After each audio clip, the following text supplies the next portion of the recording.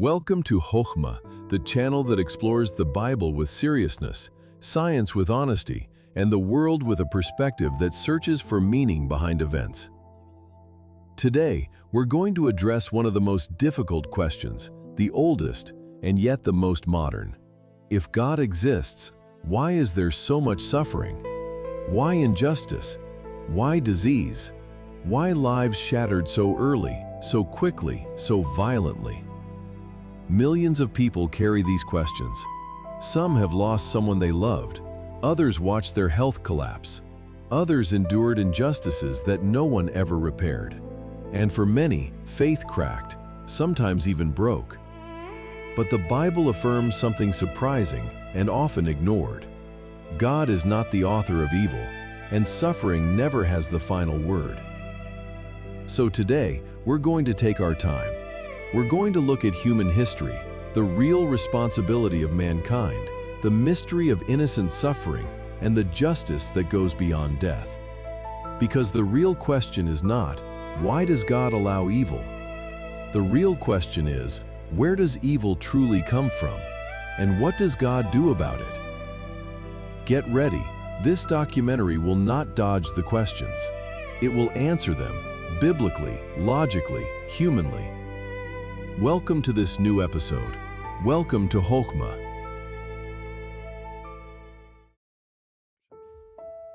Chapter 1. When everything falls apart. The question every human eventually asks. There are moments in life when everything tilts without warning. A sudden diagnosis, an unfair accident, a loved one lost far too soon. Sometimes, just one phone call that rewrites an entire existence. In those moments, the world shrinks. Certainties crack. Even the strongest beliefs begin to tremble. And then comes the universal question, the question every human eventually asks, believer or not. If God exists, why didn't He do anything? This question isn't theological, it isn't intellectual, it's visceral. Born in tears, exhaustion, and raw confusion, in the places where words fail. You hear it in documentaries like, Has God Grown Tired of Us?, where men and women speak openly about their pain, without filters, without masks. And today, on Hokhmah, the channel that explores scripture, science, ancient wisdom, and the questions life forces us to face, we're going to look straight at that question. No cliches, no easy phrases, no cold theology, just truth. The real kind. The kind you discover when the ground collapses under your feet and only one question remains. Why? This chapter begins the journey, a journey toward an answer most people never hear, one that may be nothing like you expect.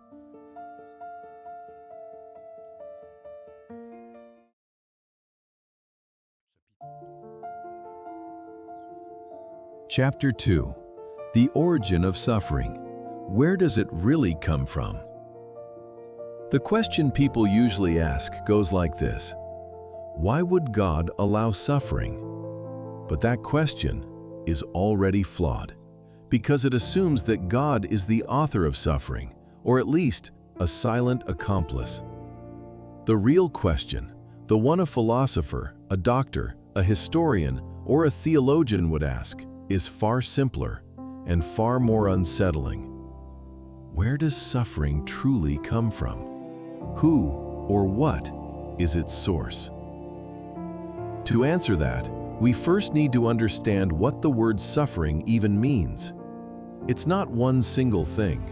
It's a cluster of realities, all overlapping. Physical suffering, illness, injury, aging. Emotional suffering, loss, abandonment, anxiety, trauma. Moral suffering, injustice, lies, betrayal. Social suffering, poverty, exclusion, corruption. Spiritual suffering, loss of meaning, inner crisis, existential emptiness. These forms of suffering don't come from the same place. They don't have the same cause. They don't tell the same story.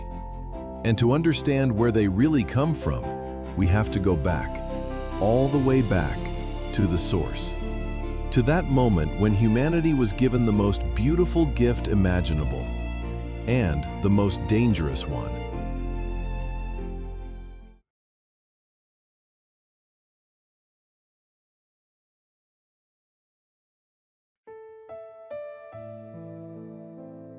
Chapter 3. The most beautiful and the most dangerous gift. Freedom. Freedom may be the greatest gift God ever gave the human race, but it is also the most dangerous. Because without freedom, love cannot exist. A programmed love, a forced love, an automatic love, that isn't love at all. It's just a machine obeying commands. So God made a radical choice. He created us free. Free to love, free to create, free to choose what is good. But that very same freedom carries its shadow, free also to destroy, to wound, to corrupt, to betray. The darker side of light is the possibility of evil. God did not create evil. He created beings capable of love, therefore capable of choice. And any choice that is real carries a risk that is real. Freedom is like a diamond, beautiful, precious, but its edges can cut. The world we live in today, its wonders and its tragedies, all arise from this one gift, a gift that can save or shatter. And to understand what freedom truly changes, we have to look at how it shapes our lives, and how it governs the consequences that follow every decision we make. That is what we're going to explore now.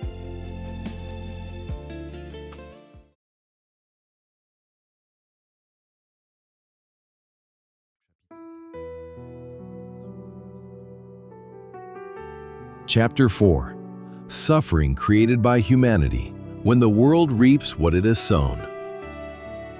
Most of the evil that strikes humanity doesn't fall from the sky. It comes from right here, from human choices, from the systems we built, and sometimes from our own blindness.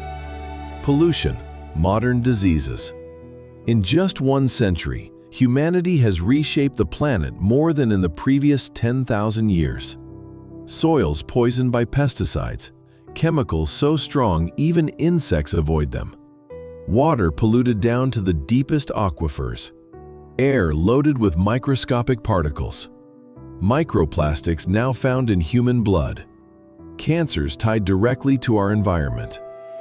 The earth has become a laboratory without a filter. Industrial food, chronic illness. Most of what we eat today is no longer food, it's a product.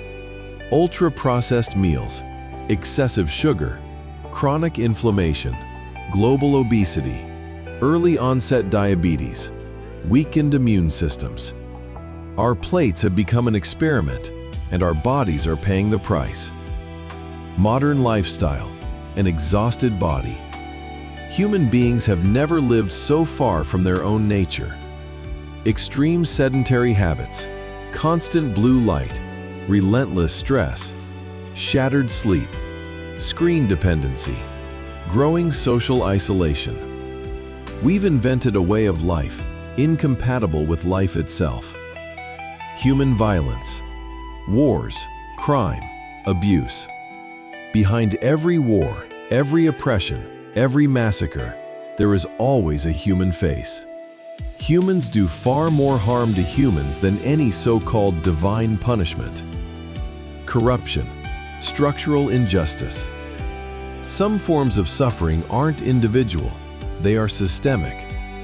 Maintained poverty, invisible workers, profits placed above human life, political decisions that sacrifice the vulnerable.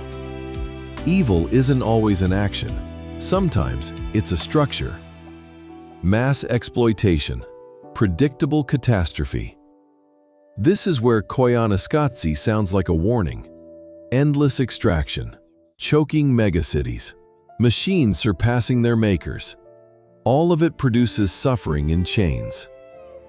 We altered the climate, weakened the soil, shattered natural balances. What we're living through isn't fate, it's consequence. Chapter conclusion.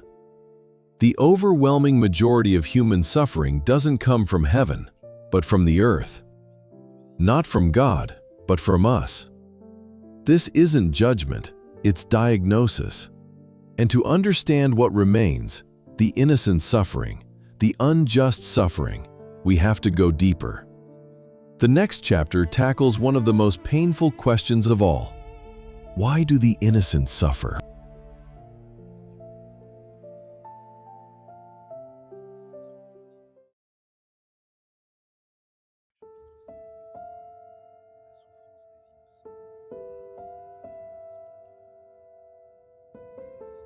Chapter 5.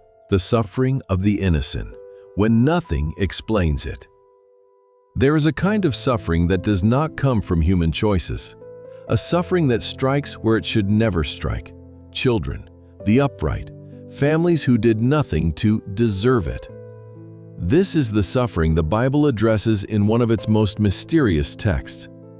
The book of Job tells the story of a man who is righteous, honest, generous, and yet struck by a series of tragedies that make no sense at all.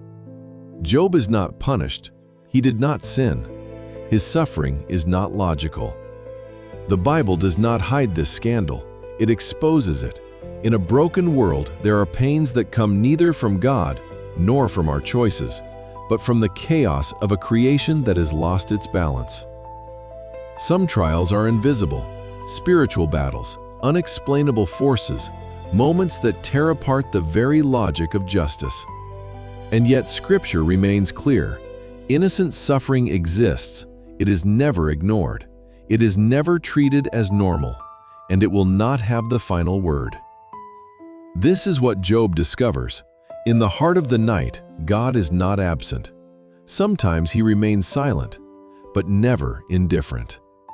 And that silence is not the end, because the Bible reveals something deeper, a justice that waits and reaches beyond even death.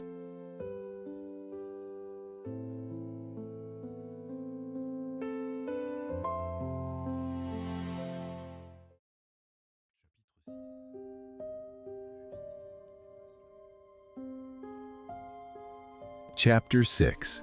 Justice beyond death, when God answers after injustice. The Bible never denies the suffering of the innocent. It never downplays it. It never tries to justify it. It sees it, and it responds to it. One of the most haunting scenes in the New Testament appears in Revelation chapter 6. John describes a vision of human beings who suffered injustice, lives shattered, innocents who died far too soon, victims of violence, war, abuse, corruption. They cry out to God, "How long before you bring justice?" This cry is universal. It is the cry of every parent who lost a child, every person betrayed, every innocent life crushed by circumstances they never chose. And what happens next is staggering. God gives each of them a white robe, a symbol of honor, of innocence affirmed, of dignity restored. Then he tells them to wait a little longer, not because justice will never come, but because it will come at the exact right moment. Divine justice is never late. It does not look like a human courtroom. It is deeper, more complete, more true. A key Greek word, dikaiosune, perfect justice, straight justice, restorative justice. The Bible uses this word to describe a justice that repairs everything, what was done in secret, what was never punished, what was committed against the weak. A justice that extends beyond the boundaries of earthly life. The heart of the message, no injustice is ever forgotten. No innocent person is erased. No tear falls without an answer. Human justice fails, but God restores everything, even after death. Even when the world was unfair, even when life offered no explanation at all. Here, the Bible declares something found nowhere else. Innocent suffering is never the end of the story.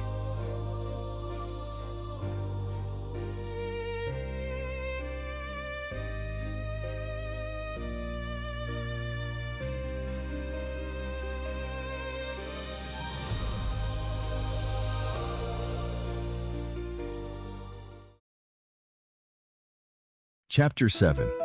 A God who doesn't create suffering, but steps into it. There's a common idea, persistent, stubborn, almost instinctive, the idea of a distant God, indifferent, silent, watching the world suffer without lifting a hand. But the Bible tells the exact opposite story. God is not the author of suffering. God is the one who steps into suffering. Jesus and Isaiah, the God who turns toward the forgotten. When Jesus begins his ministry, he quotes the prophet Isaiah, "The Spirit of the Lord is upon me, to bring good news to the poor, to heal the brokenhearted, to set captives free, to lift up the oppressed." This is not a coincidence. Jesus could have spoken about power, glory, kingship, but he chose instead the widow, the orphan, the wounded, the humiliated, the rejected. The very people modern societies call the invisible ones. God starts there, at the bottom, right where suffering is heaviest. God doesn't create evil, he confronts it. Throughout the entire Bible, God is presented as the one who heals, the one who restores, the one who lifts up, the one who delivers, never as the one who breaks. When Jesus meets suffering, he never says, "This is what God wanted." He says, "I will be healed." The face of God is not a cold deity. It is the face of a healer, a comforter, a father who collects the tears of his children. Justice belongs to God, not to humans. In Genesis, Cain kills Abel. A brother kills a brother. A wound at the very beginning of human history. God condemns Cain, yes. He judges him, yes. But he protects him too. Whoever kills Cain will be avenged sevenfold. Why protect a murderer? Because vengeance belongs to God alone. Because humans were never meant to become ultimate judges. Because human justice quickly becomes injustice. God is just, but never impulsive, never cruel, never arbitrary. And the text doesn't say Cain escaped final justice. It only says human justice wasn't allowed to take his life. When God becomes human, the summit of compassion. Christianity claims something utterly unique. God does not watch suffering from a distance. He steps inside it. He knows hunger, exhaustion, injustice, betrayal, pain, death. This is not a God carved in marble. This is a God with scars. A God who does not answer suffering with a theory, but with a presence. The contrast, charity as content in the 21st century. Today, some people use human misery to gain views and monetize compassion. The Bible condemns this with force. Do not let your left hand know what your right hand is doing, so that your act remains secret. Real compassion isn't performed, it's lived. God never uses suffering as a spectacle, never as a tool, never as a business. It's the exact opposite. God lifts up the poor. Humans often exploit the poor for visibility. Chapter conclusion. So the real question is no longer, why does God allow suffering, but rather, how does God meet those who suffer? And the answer is clear. God does not create evil. He walks inside our wounds. He carries pain instead of causing it. He restrains human vengeance. His justice forgets no one. In a broken world, God is not the author of suffering. He is the remedy. Which leads us naturally to the next chapter, the eternal perspective, the one that gives meaning back to the human story.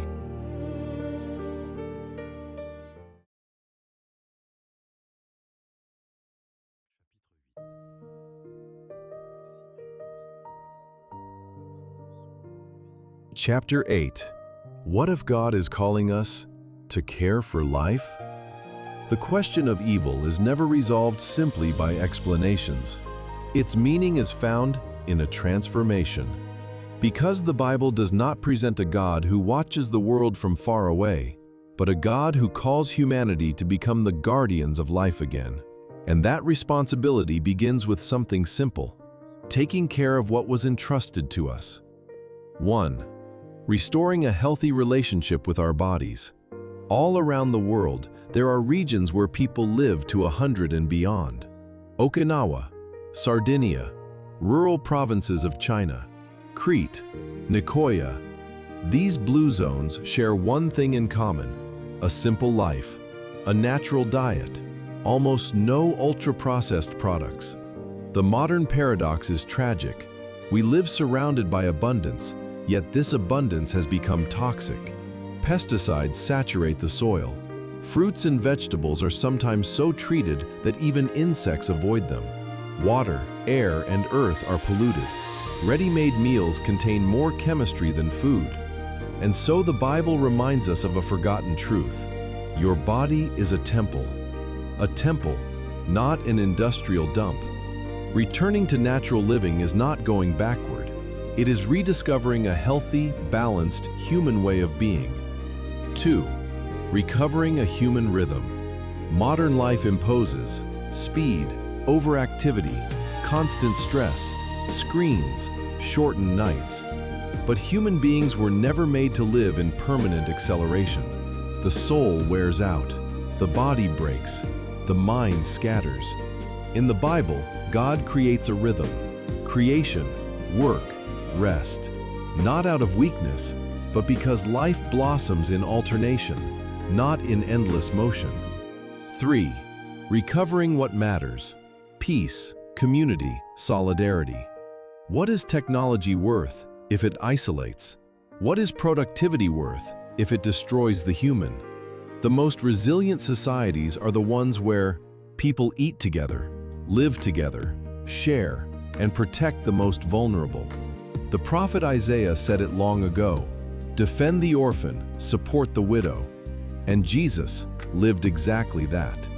Today, some turn human suffering into a stage set to create views and fuel business. The Bible calls that injustice. It demands true compassion, far from cameras. Recovering the essential does not mean rejecting the modern world. It means becoming human again. 4. And what if the real question wasn't, why doesn't God act? But, why have we abandoned wisdom? Suffering often exists because humanity has drifted away from nature, from simplicity, from respect for life, from balance, from spirituality, and from God.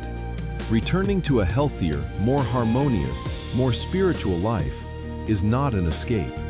It is a healing. And perhaps the true answer to suffering begins right here, in this humble and powerful choice: to care for life.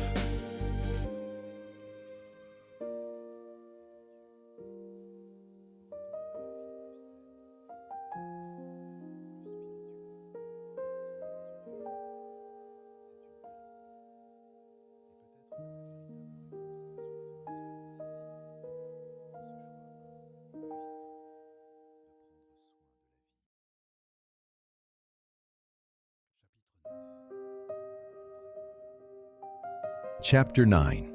The real battle: the body or the soul? Suffering always strikes the body first. It takes your breath, it crushes your strength, it makes the heart tremble. And yet, the Bible insists that this is not where the true battle takes place. Jesus speaks a sentence that is unsettling and yet unbelievably clear. Do not fear those who can kill the body. Why? Because the body is temporary, fragile, mortal, a garment for the soul, but not the soul itself. So the real question, the one almost no one asks, is this: what does suffering do to your soul? Does it break it, or does it reveal it? In every trial, two paths appear: the path of despair or the path of inner transformation. The biblical story is filled with people who suffered in their flesh, but grew in their soul. Job, broken, yet refined. Joseph, betrayed, yet elevated. David, hunted, yet strengthened. The apostles, persecuted, yet transformed. The suffering of the body never has the final word. The suffering of the soul does. Because the soul is eternal. It passes through this world. It outlives the body, and it carries the imprint of who we truly become. So the real victory isn't measured in the number of years lived, but in the depth within. The body will always fall eventually, but the soul can rise again.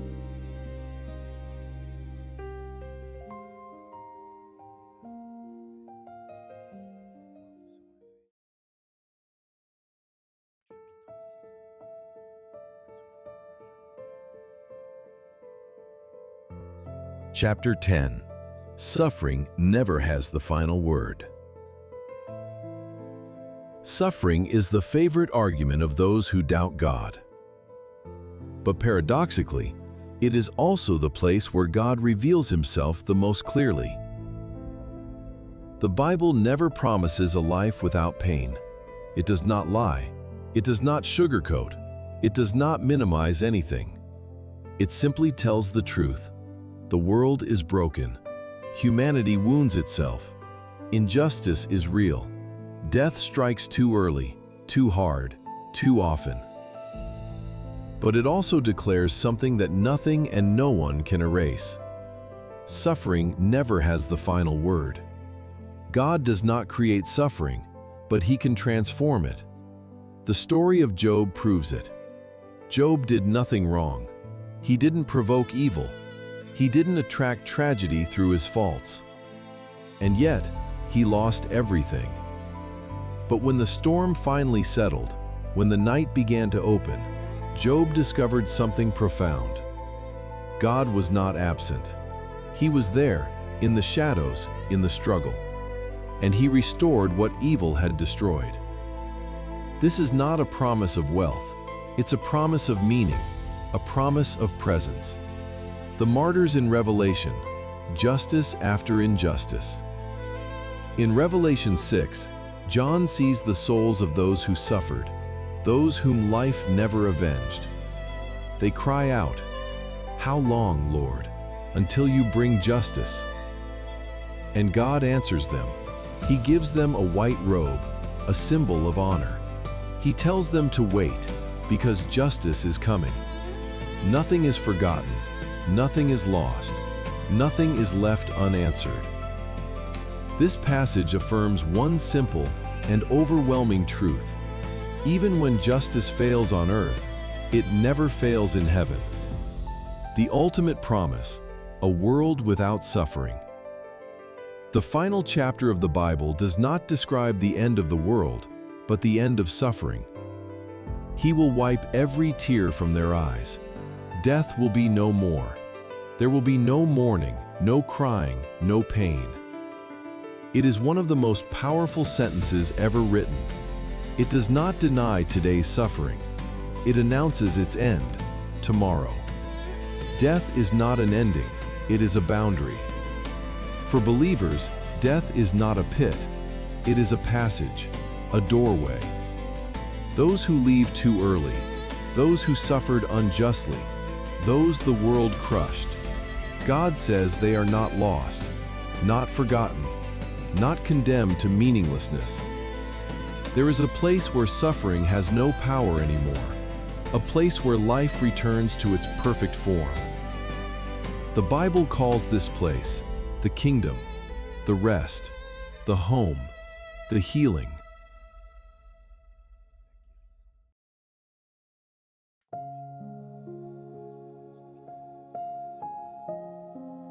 Conclusion: when suffering becomes a place of revelation. Suffering. No one wants it. No one truly understands it. And yet, it touches every life. It fractures. It burns. It uproots. It raises questions that don't always have immediate answers. It shakes even the strongest faith. But here is what the Bible reveals, and what human experience confirms across millennia. Suffering is not evidence against God. It is often the place where He becomes most visible. Because suffering removes illusions, it tears off masks, it lays the soul bare.